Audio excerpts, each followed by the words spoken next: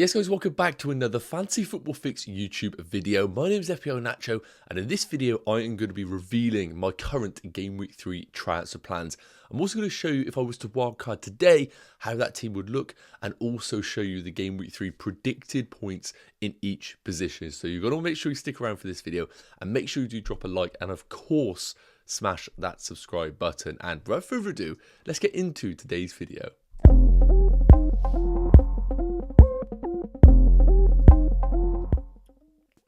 Yes guys, okay, so first up what I want to do is show you how I would put a team out if I was to wildcard right now.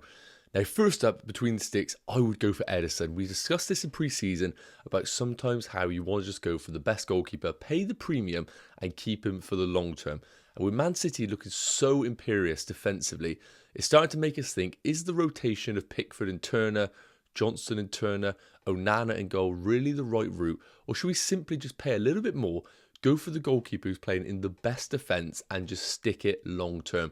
And if I was to wildcard, I would exactly do that at 5.5 million. We don't have to worry about the rotation in the Man City defence then. We can simply go for Ederson, knowing that he is going to hopefully keep some clean sheets this season. Obviously, he was a bit of a troll last year. Now, moving into the defence, I've gone for Saliba of Arsenal. Now, I know he doesn't really offer much attacker returns.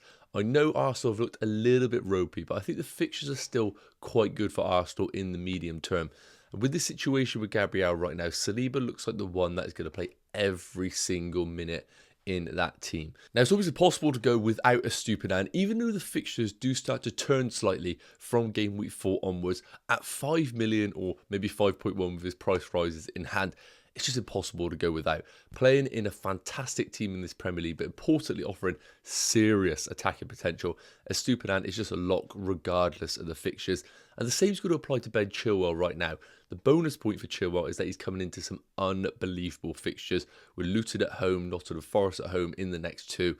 And he realistically looks like the best attacking force in this Chelsea team, with them looking a little bit dodgy in the forward line and also in the midfield three. He is the one that has looked great in both games.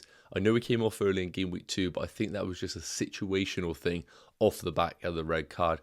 And last up at the starting defenders is going to be Rico Henry. Now, at 4.7 million, 4.6 million, he offers great value going into this upcoming run of fixtures at home against Crystal Palace to kick things off. I think he is the best at that price range, but it's worth noting, I really do like the look of Botman at 4.5 million in a couple of game weeks' time once Newcastle's fixtures start to become amazing long term. So I think if you're wildcarding right now, I wouldn't bring a Newcastle defender in per se, but I would definitely have an eye on them later down the line. And you can see why I've got a lot of money in the bank for this wildcard team, as I think there's a lot of fixture swings happening later down the line where you're going to want to make some big swings in your picks, and maybe someone like a Henry to a Trippier in a couple of game weeks' time is the optimal move for this wildcard team. Now in the midfield, we've got Saka. I know there's a lot of talk about the Odegaard situation, taking the penalty in Game Week 2. I think we need a little bit more information right now to decide which one is the best option. I'm ruling out Martinelli, as I think the return of Gabriel Jesus means that the minutes are going to get rotated on that left-hand side with Trossard and Martinelli. So it's between Saka and Odegaard in this team. I'm still picking Saka. I know that he hasn't necessarily been the best right now, but I still believe in him as an FPL option. And I think over the long term, he will be the one to go for. And then Mbeumo, somebody who has been in incredible form and almost impossible to ignore. Similar bracket to a Stupinan, offering far too much value on penalties, great fixtures. He is just an easy pick in this wildcard team. Now, a controversial one, Bruno Fernandes at home against Nottingham Forest. I'm going to pick him over Rashford until we see Højlund actually in this Man United team and Rashford move out to the left. I think Bruno Fernandes is the better pick. I think the injury to Mason Mount is actually a good thing long term, as I expect to see a Casemiro Eriksen double pivot with Bruno Fernandes operating in his usual number 10. And I actually think he's done okay so far this season. So to actually have him in his normal position with the normal midfielders alongside him, we might see a bit more stability at Man United. And for that reason, I think Bruno is the right route to go for. Another player that I am incredibly excited about, similar to Mbeumo, is Phil Foden. Kicking it off away against Sheffield United, but I think this guy is going to get serious game time. With the creativity of Mahrez and KDB out of the team in the long term, I think Pep needs these kind of players who are going to get the ball in the half turn and make things happen. And there's no better in the league than Phil Foden. He's operating more as a number 10 behind Haaland alongside Alvarez. And of the two, I would much rather invest in Phil Foden, as I think long term his position is more clear and his game time is more guaranteed. Now the front two, Nicholas Jackson is going to get it right now. This could be Gabriel Jesus, but until I actually see guaranteed minutes from him, I want to go for the man that has the best fixtures, and that is going to be Nicholas Jackson. Now, I'm not completely sold on him, but I do think he is a good pick if you want to go down that route. And Haaland up top, of course, with the captaincy. Now, in terms of the bench, if you're going for Ederson, you've got to go for Turner at 4 million. Don't spend any more in the goalkeeper department. I've gone for Eze. Now, that could be Matoma, that could be Diaby, but I've gone for Eze right now as the fixtures are decent, and I back him as the talisman of that Crystal Palace team. And then I've gone for two cheapies on the bench in Kabore and Archer, who are hoping will get that move to Sheffield United and become a starting 4.5 million. But this is how the wildcard team would look. Loads of money in the bank for expected fixture swings later down the line where we can make the moves. Let me know your thoughts on this in the comments. So next up, we're going to look at those game week 3 predicted points. Again, we're not going to touch on this too much because it kind of speaks for itself with the players on the screen, but I just want to highlight a few that might be of interest to you going into this game week as a potential transfer. So Sanchez coming out on top for goalkeepers at 4.8 predicted points. I know a few people out there kind of want to go down this route, bring in a Chelsea goalkeeper, but my advice would be probably ignore it. And the reason being is Chilwell is obviously going to be the number 1 pick in this Chelsea team, and a lot of managers are going towards Nicholas Jackson. I think it's best to actually leave that third option open right now. It could be a Reece James after the international break. It could be a Raheem Sterling potentially. He looked very good against West Ham. Maybe he is going to offer value at 7 million. Looking at the defenders, very, very obvious names in here with Chilwell and Estupiñán. Thiago Silva I would avoid just because of the age and rotation with alongside Disasi. I would be a little bit conscious of that. Wan-Bissaka I just couldn't touch, but he is predicted to do well this game week at home against Nottingham Forest. Looking at the midfielders, as I discussed, Phil Foden looking like a brilliant option, and I would not put off anybody investing in him this game week. I think a lot of us are going to go in game week 4 when Man United play Arsenal and we move away from one of their midfielders, but if you want to get ahead of the curve, that looks like a brilliant fixture for Phil Foden. Saka, Son, Sterling is the one that I'm interested at 7 million, but I need to see a little bit more from him before even considering buying him in my team.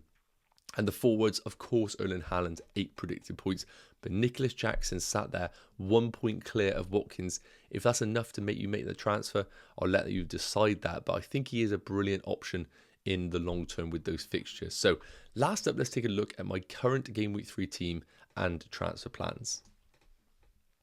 At the time of recording, I haven't made any transfers. I've allowed prices to fall and increase, and that includes the likes of Gabriel and Nicholas Jackson, who rose in price last night. I didn't want to rush things as we do have the press conferences today, and I don't want to jump the gun. So first up between the sticks, I've kept Pickford. I've gone for the Pickford Turner rotation in pre-season, and I'm going to stick with him. Yes, there are temptations to spend a bit more, go for someone like an Ederson, go for somebody like a Sanchez at Chelsea, but for me, I think Pickford is absolutely fine against Wolves, who don't have Cunha, who are looking pretty bleak right now, potentially losing Matheus Nunes as well. I think Everton need a result here. This is massive for them, and I'm hoping Pickford can deliver the goods this game week. Now, moving into defence, and this is the controversial one right now, I am leaning more towards keeping Gabriel than selling him. Now, you're probably wondering, what are you doing? You have 2 free transfers, get him gone. Realistically, I can't actually tell you which player I'd prefer to bring in. The reason being is Man City is the route that I want to go for. But in order to go Diaz, I do have to make another transfer to free up funds. Akanji, I don't know. Somebody like a Gavardiel, I don't know about their game time. And I'm a little bit worried about investing in a Man City defender to simply have the same situation as what I currently have with Gabriel. Now, the reason why I'm considering keeping Gabriel is firstly, the fixture is great at home against Fulham. And secondly, they have Timber out of an ACL injury and Tomiyasu out with a red card. If there ever was a time for Gabriel to be shoehorned back in this Arsenal team for 1 game week, it would be this week. And it's worth noting, it would only be for 1 week. I would look to then sell him in game week 4. So I'm going to probably stick with him. But again, if you want to stay up to date, make sure you do follow my Twitter account, FPL Nacho, where I will update you before the deadline. Estupiñán and Chilwell simply pick themselves in this team. Now, moving into the midfield, I'm going to stick with the 5. I know a few people have got trigger happy and sold Bruno, sold Martinelli, sold the likes of Rashford. But for me, I play the fixtures in hand. And looking at all those fixtures, they are believable. And I think I would kick myself if I was to sell any of those and they were to go off in that game. I expect Arsenal to put in a performance against Fulham, who have been woeful. I think they got the worst expected goals conceded of any team in the league. And also expect Man United to do well. I think the absence of Mason Mount means they're going to go back to what they know. As I mentioned, bringing Eriksen into that midfield, bringing some stability. And I think there is going to be goals in that game. And I'm hoping the double up of both teams can deliver. And of course, Mbeumo looking like a great option this game week. Now, moving into the forwards, and this is where the transfer may happen for me. Haaland, of course, with the captaincy, there's no debate there for me. But Watkins is the one that I'm deliberating downgrading to Nicholas Jackson. Now, I do think Watkins, long-term, is always going to be a great option. He's basically a cheap budget Harry Kane. He's going to tick over week in, week out. However, they did play a few nights ago in the Europa League. They're playing this weekend. They then have the second leg next week, followed by Liverpool away in game week 4. Now, Liverpool is actually defensively a good fixture for them. I think they can get goals. But when we compare that to Nicholas Jackson at home against Luton, Nicholas Jackson at home against Forest a week later, I just want to go for the player that I think could have massive hauls. And I think that is Nicholas Jackson. So right now, I am planning on selling Watkins to Nicholas Jackson. I allowed the price to go up just so I can get a bit more understanding in the press conferences what is being discussed. And on my bench, I have got Turner, Udogie, Kabore and Mbama. It's worth noting as well, if I was to go for Gabriel in my team and get an inclination that he was going to be benched, I could simply bench Kabore in my physical team and bring in Udogie. I don't think they will keep a clean sheet. But I do think that they are good for attacking potential in that area. So to conclude, I'm looking to do Watkins to Nicholas Jackson and roll my second transfer into game week 4 when we have some big fixture swings that I want to target. So let's pray that Gabriel starts for Arsenal this week. Maybe I am being a little bit naive. So that leaves me to say thank you so much for tuning into this video, guys. Let me know your thoughts. Am I crazy for keeping Gabriel? Is Nicholas Jackson your best Watkins replacement? And make sure you do drop a like and subscribe to the channel, and I'll see you guys in the next video. Take care. Cheers.